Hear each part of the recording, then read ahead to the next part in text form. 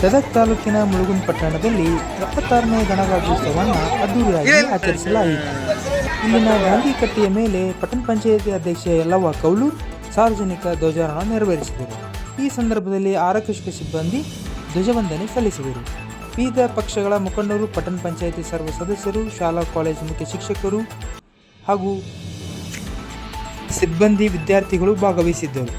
ನಂತರ ಶಾಲಾ ಕಾಲೇಜುಗಳಲ್ಲಿ ಸಾಂಸ್ಕೃತಿಕ ಕಾರ್ಯಕ್ರಮಗಳು ನಡೆದವು. ಶಾಲೆ ಮಕ್ಕಳು ಛದ್ಮವೇಷ ತೊಟ್ಟು ಧ್ವಜಾರೋಹಣದಲ್ಲಿ ಭಾಗವಹಿಸಿದ್ದು ವಿಶೇಷವೆನಿಸಿತು.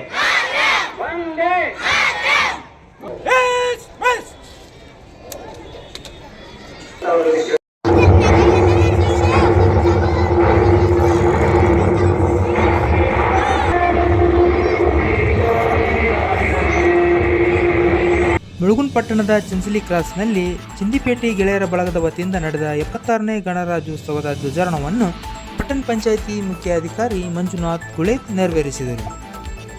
ಮುಳುಗುಂದ ಅಂಜುಮನ್ ಇಸ್ಲಾಂ ಸರ್ಕಾರಿ ಉರ್ದು ಪ್ರೌಢಶಾಲೆಯಲ್ಲಿ ನಡೆದ 76ನೇ ಗಣರಾಜ್ಯೋತ್ಸವದ ಅಂಗವಾಗಿ ಕಾರ್ಯಕ್ರಮದಲ್ಲಿ ಭಾಗವಹಿಸಿದ್ದ ಪಟ್ಟಣ ಪಂಚಾಯಿತಿ ಸ್ಥಾಯಿ ಸಮಿತಿ ಅಧ್ಯಕ್ಷ ಇಮ್ಮಣ್ಣ ಶೇಖ್ ಅವರು ಪ್ರತಿಭಾನ್ವಿತ ವಿದ್ಯಾರ್ಥಿಗಳಿಗಾಗಿ 15,000 ರೂಪಾಯಿಗಳ ದತ್ತಿ ನಿಧಿ ಚೆಕ್ಕನ್ನು ಶಿಕ್ಷಕರಿಗೆ ವಿತರಿಸಿದರು.